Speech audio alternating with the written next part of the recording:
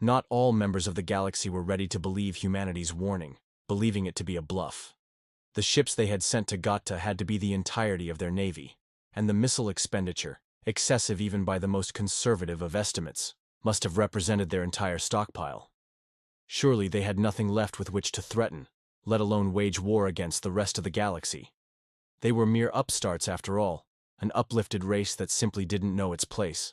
This thought firmly seated in their minds, the Vux, Ente, hin'd, and Bok all declared their support for the comvin and war against humanity. All four of these factions were powerhouses in the galaxy, with the Vux and hin'd boasting some of the best ships ever seen, while the Bok had enough numbers that they were practically a swarm race, and the ente's warriors were regarded as some of the most elite in the galaxy. Now the hunt was on for the nomadic fleet, and it seemed that, this time, humanity was truly doomed for extinction. Bounties were put out, causing freelancers and pirates alike to search ceaselessly for any sign of the humans. System after system was found bearing telltale signs of recent activity. It seemed that the hunters were closing in, and the Vux in particular were poised to catch up and deliver the final blow. They never realized that they were racing to the slaughter. Finally, the Vux caught sight of a human battle group. Although it was only 5 ships, they were larger than any that the humans were known to have produced before. Surely this must have represented the entirety of their naval fighting force. They sent a message to the humans: "Surrender or be destroyed. We have the better ships and far more of them." Humanity sent back a single reply: "We have the better infantry." What followed their reply confused the Vux. The two fleets, if the humans' battle group could be called such, were more than a light hour apart when the sides of the humans' ships' hulls opened, revealing the ships to be little more than giant hangars. From these boarding craft were launched hundreds, if not thousands of them. But why? Under the best of circumstances, a boarding craft has almost no hope of reaching its target, and to launch them from over a light hour away? It seemed nonsensical. The XO on the Vux's flagship was said to have laughed and waved it off as a mere diversionary tactic. It wasn't until the proximity sensors on the Vux's ships suddenly began warning of impacts, and hundreds of boarding craft began attaching themselves to the hulls of their ships, that they realized what had happened. Humanity had somehow found a way to launch their boarding craft at FTL, dropping out right in the middle of the Vux's fleet. Some tried to raise their combat shields to stop them, but by the time anyone had recovered from the shock of the craft's sudden appearance among them, it was already far too late. What followed was a one-sided massacre, as human infantry quickly overwhelmed the Vux's security forces and crews. When they realized what was happening, some of the Vux managed to scuttle their ships, but most were taken before they had the chance. When the humans sent the admiral off in an escape pod, likely figuring the fate that awaited him among his people was worse than anything they could do, they weren't wrong. They gave him a message to relay to the rest of the galaxy. "The fleet you so generously donated has been graciously accepted. Now we have the better ships." At nearly the same time as this, a similar incident occurred among one of the ente's battle groups. Those ships were part of a scout group that was searching for signs of human activity in an asteroid belt, so there weren't nearly as many ships as there had been among the Vux's fleet, nor were they of the same grade. All the same, humanity dealt a great blow to the ente's morale, as surveillance footage from inside the ships was released to the galaxy at large, showing the humans barely slowing as they easily mowed down the ship's defenders. The ente's status as legendary warriors among the galaxy took a massive hit, and murmurs of concern soon followed.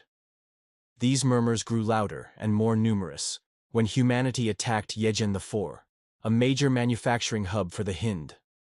Like with the defense fleet at Gotta, the hin'd had pulled several ships from the fleet at Yejen IV to aid in the search for humanity.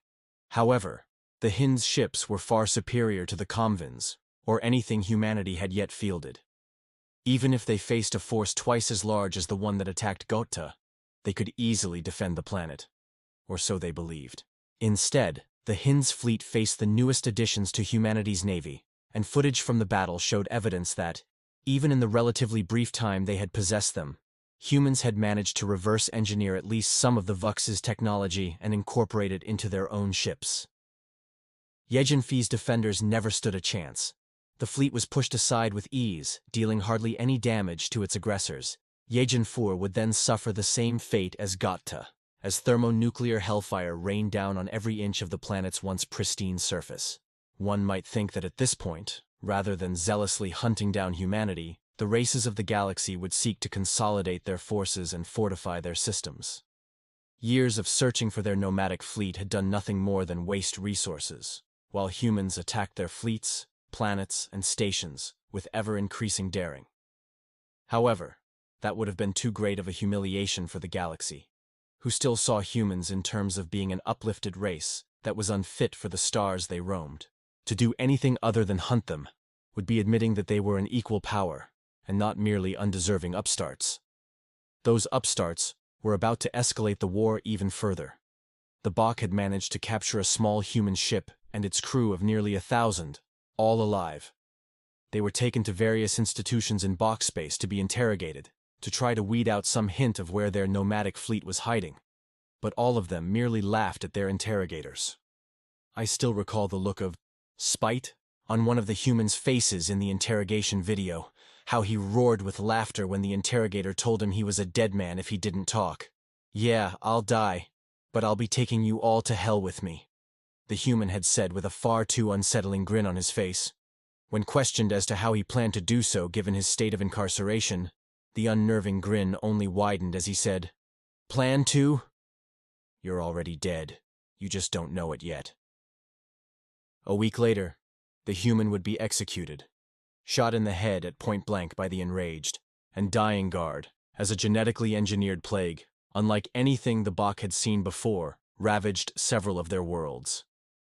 Over a dozen planets and many more stations were quarantined, as the death toll climbed into the tens of trillions. No cure or vaccine was ever discovered, as the pathogen evolved far too rapidly, the disease only being contained through the forced sacrifice of the countless lives on those worlds. And the humans' retribution didn't stop there. As news of the plague first began to spread, Nevda Prime, another of the comvin's worlds, was turned into yet another blinding inferno. Then Iltagas and Ecumenopolis, housing one of the largest shipyards belonging to the Vux, and Gritkar, one of the ente's major fortress worlds, suffered the same, while a hin'd fleet fell victim to the same boarding and capture tactics that were used on the Vux's navy, unwittingly adding their ships and technology to humanity's. Then other worlds, even those not part of the powers that had sworn themselves to the eradication of humanity, began to be targeted. These were often accompanied by short messages explaining why the humans had targeted them. For the Even's economic planet of Arendar, they had been supplying aid to the comvin that was being used to purchase raw materials to build their fleets. For the Hagatus and their world of Offskar, they had been supplying food and fuel to the Vux. And on it went, as more and more worlds suffered humanity's wrath. Humanity couldn't win the war that the galaxy was waging against them. They couldn't stand against the galaxy's fleets in a pitched battle. But all the same, they were making damn sure that everyone else was losing. Finally, it had become too much to bear. While the generals and politicians were more than willing to continue their hunt for the humans, seeing it as humiliating that, despite over a decade of hunting and searching for them, they were still no closer to finding the upstart race's nomadic fleet. Their populations were not as willing to become the latest sacrifices to humanity as fiery and indiscriminate fury. Mass protests erupted, some quickly turning violent, as one way or another much of the galaxy saw a dramatic shift in its political and military spheres. With new leaders in place, most races of the galaxy sought peace with the humans. In response, the humans never sent an ambassador. There was no envoy or signing of grand treaties. Instead, a simple message was broadcast to the galaxy at large. "Leave us alone.